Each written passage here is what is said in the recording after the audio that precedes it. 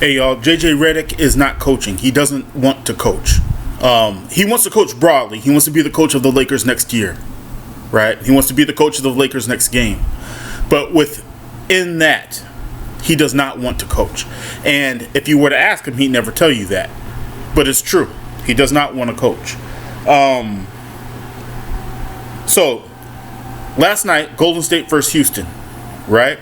Golden State starts out with the starting five of Draymond Green, Jimmy Butler, Steph Curry, Buddy Hield, Brandon Podziemski.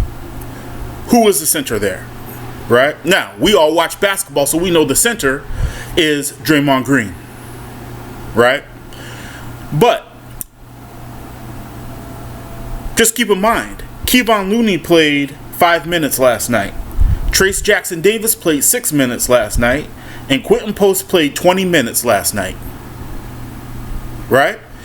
He started out the game with 5 players. Draymond Green came into the league a small forward. If you want to call him a power forward right now, go for it. But he is definitely not a center. But Steve Kerr started him at center. Right? That's one. Right? Then 2, Steve Kerr played 3 centers after that, for a total of 31 minutes. Of 48 minutes, he played pure centers for 31 of them. If you want to call Trace Jackson-Davis a power forward, not really a center, that's fine. But I think you understand what I'm getting at. He coached his team. You see? Back in the day, and a bunch of you guys will remember this, back in the day, I knew Luke Walton, right? Luke Walton had a great floor game. Luke Walton, son of Bill Walton, he played with the Lakers, and then he became a coach for Golden State before he came back to Los Angeles and coached the Lakers again. Right? Not again, but he came back to LA to coach the Lakers.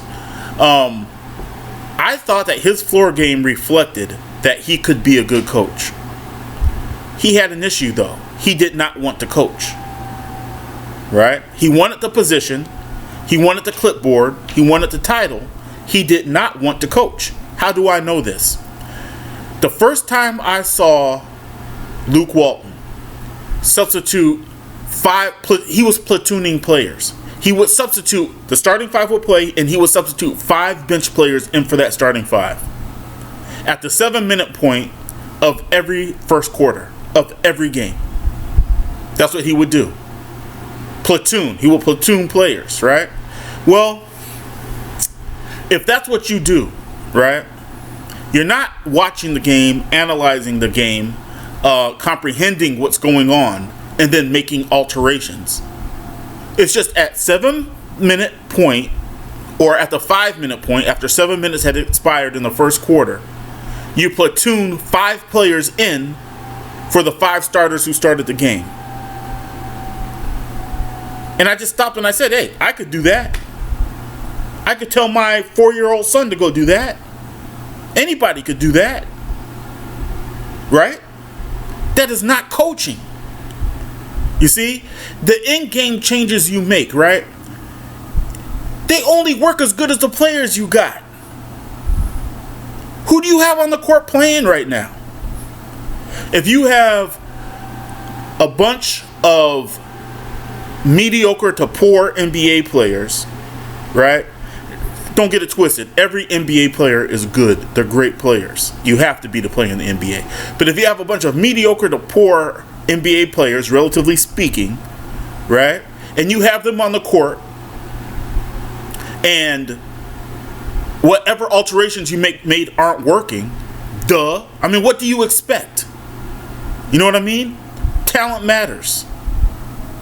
Right? It's the reason why I hate the plus-minus stat. Plus-minus stat is for stupid, simple-minded people. Right? Oh, this guy, when he got in the game, the Lakers were a -7. Well, what happened during that portion of the game? Did Steph Curry go on a heater and hit 3 3-pointers in a row? Right? You had 3 lost possessions, and they had 3 3-pointers. Or you had 3 turnovers that had nothing to do with the particular player you're associating the plus-minus with, right? And then on the other end, they came down and shot 3 3-pointers and made them. Turnovers over here, 3-pointers over there. The turnovers had nothing to do with this player. And you're yelling plus minus like it means something. It means nothing. That's why coaches who coach based on statistics don't really want to coach. You see? Coaches who substitute with a set pattern that does not take into account what's going on with the game don't really want to coach. They want the position, they want the clipboard, they sure as heck want the paycheck, but they don't really want to coach. Right? And the reason why I bring up Golden State last night is because we all know what Golden State is. Golden State, right? And I slammed the Lakers for doing this exact same thing that Golden State did last night. Golden State, of their 86 field goal attempts, 46% of them were 3-pointers. Over 50%, 55% of them were 3-pointers. I got no problem with Golden State doing that. That's Golden State, right? That's what they do, right? But even with that being said, they found a way to make sure Kevon Looney, Trace Jackson-Davis, and Quentin Post played 31 of the 48 minutes of that game, right? Their starting center, Draymond Green, played 31 minutes. They're playing bigger and more physical players than the Los Angeles Lakers. And they're still getting up all those 3-point shots. That's a coach. Right? I just gave you context. You see what I'm saying? I didn't just tell you that their backup centers played 31 minutes. And their quote-unquote starting center played 31 minutes also. I didn't just tell you that. I'm giving you context. Right? Steve Kerr played with the championship Bulls. He understands. He's been there. You see what I'm saying? It's not. That's why statistics are fool's gold. Right? The statistics that you hear talking heads, and when I say talking heads, I'm going to keep repeating. I'm talking about Trevor Lane, the Kamenetsky brothers, Alan Sliwa. And I like those guys. But that's what I'm talking about because this is what I consistently see. The talking heads will often rely on statistics to validate their points. Right? But a number by itself is just a number. That's all it is. You have to accompany that with some context. Right? So yesterday when the Lakers played Minnesota, and in the second half they played their starters the entire time. Or I should say they played 5 guys the entire second half because Jackson Hayes wasn't involved with that. Who were they? Who are these players? Right? Why did he only play 5 players? Who are the players that he played? Right? Because it'll tell you what system JJ Redick is dedicated to. It'll tell you what JJ Redick values. When you play Luka, LeBron, Austin Reeves, Dorian Finney-Smith, Rui Hachimura, you are dedicated to 3-point shooting. Like your full self thinks that you are the 2017 Golden State Warriors. In other words, it's just a matter of time. Everything is inevitable. Right? It is not going to work. Why? Because you are not the Golden State Warriors. If you think that you could go put on a sparkly glove and a black hat and some ankle-high pants, right, and moonwalk, if you think you're Michael Jackson because you could do that, you're delusional. You understand? If you think you could go get plastic surgery to look like Robert De Niro after you've been impersonating him for the last 15 years, you're delusional. If Kanye West thinks he could go be a member of the Klan because he goes and puts on a black, Klan outfit, right? Which I don't think he believes. I think it's all just a publicity stunt, but you get my point. You're delusional. Delusional people do loser stuff. And I don't say that maliciously. I say that because it's true. Right? I always tell my kids, assess the situation right here, you guys. I mean, I see you about to do this, that, or the other, right? But your positivity has you doing this, that, or the other. That is not going to happen here. Sometimes you let your kids go and execute what they want to do and figure it out themselves. It's a life lesson. But if you see that what they're about to do is going to cause harm, right? Either harm to them physically or harm to their future, right? You're going to stop them. Because they're positive to the point that they could be delusional. That's a child's mind, right? And I'm afraid that JJ Redick is operating this team with a child's mind, in a sense, with a delusion that is just never going to happen again. The dude loves 3-pointers, man. He loves 3-pointers. The rate at which Golden State shot 3-pointers last night is the rate that the Lakers shoot 3-pointers against Minnesota. Golden State made 47% of their threes last night, and they won the game. The Lakers made 40% in one game and lost, and 43% in another game and lost. And Trevor Lane is saying, the Lakers gave the game away. The Lakers gave the game away. They had their good shooting game, and it didn't work out. They gave the game. No, they didn't. Did you watch the game? Again, you're taking numbers, right? And you're trying to make those work for whatever narrative you want to feed. And you can't do that. It's a simple mind that does that. The Lakers lost and Golden State won because Golden State got up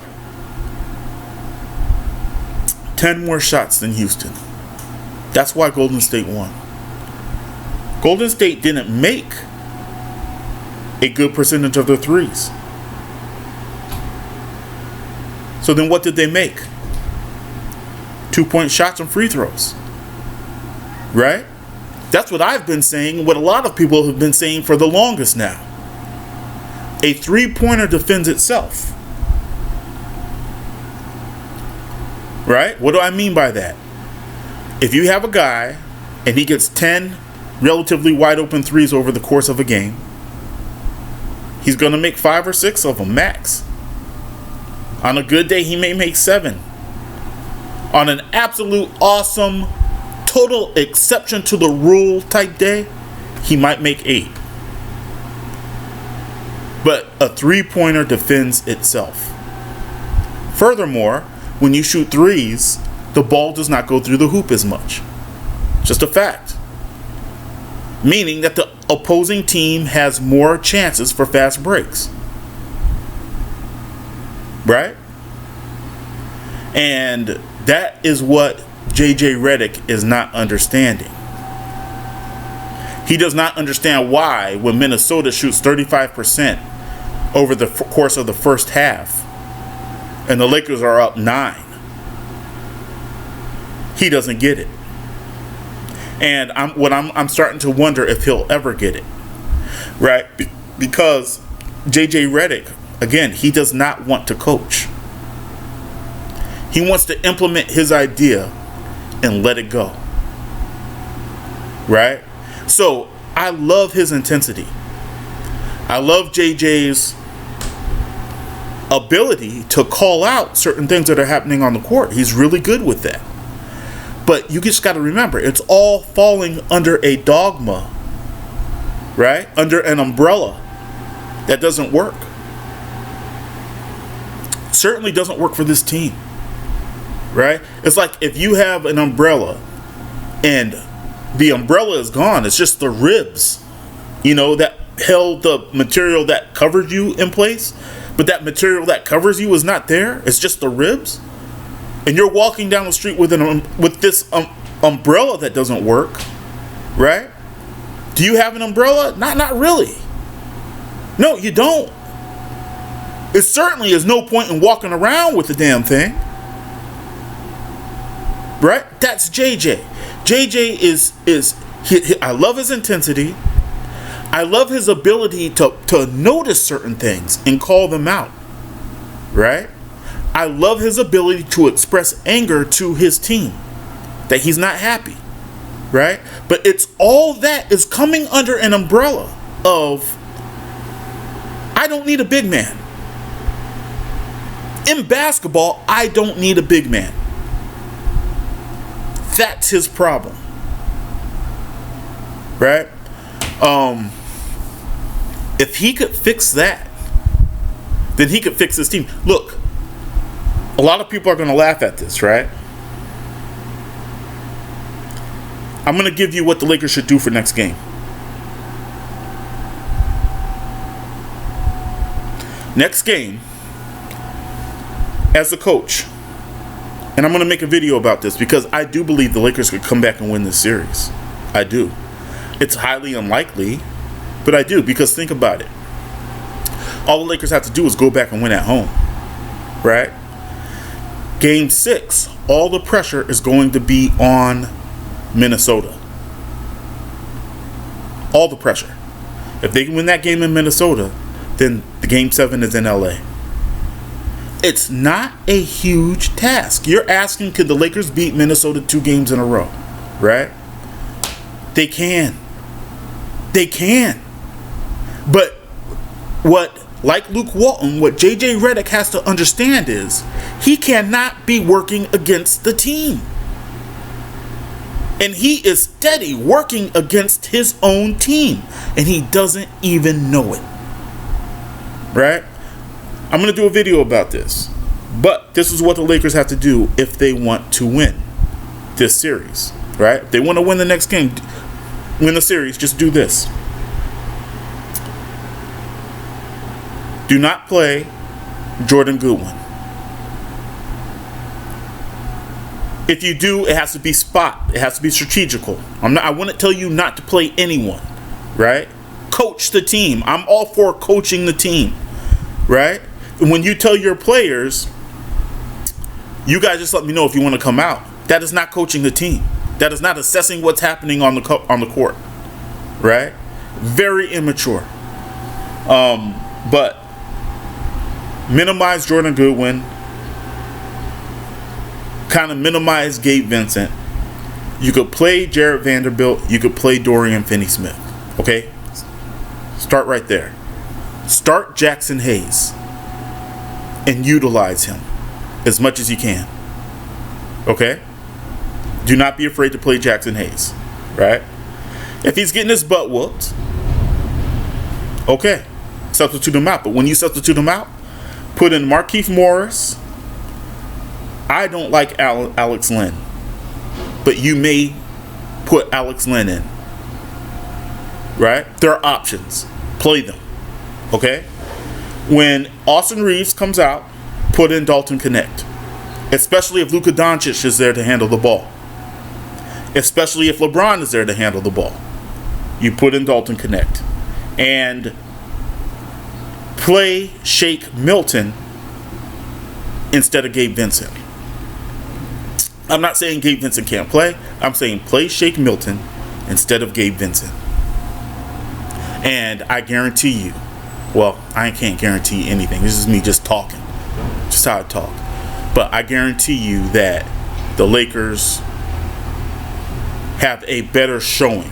Any team could, on any particular day, could lose. Right? The best team I've seen, the 90s Bulls lose to bums. Right? You play that game, that roster, you coach that, and the Lakers could win next game. And if they win next game, I predict they win Game 6 in Minnesota. And when they win Game 6 in Minnesota, they will win Game 7 in Los Angeles. this series is on JJ Redick. Right? That's what it's all about. That's what it's all about at this point. What he did last game was give the rest of the team no vote of confidence whatsoever. None. And it's terrible because the series isn't over. To do that to your team and the series not be over, right? To go 82 games with the guys who brought you, right? And then totally bail on them effectively. He did more damage than I think he knows. But it's okay. They're supposed to be professionals.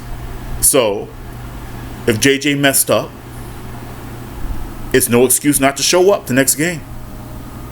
So show up the next game. I'm going to make an entirely new video where I articulate what I think the Lakers need to do to win. And that'll be that, man. If they make those changes, I believe they win the series. If they don't make those changes, they'll lose in 6.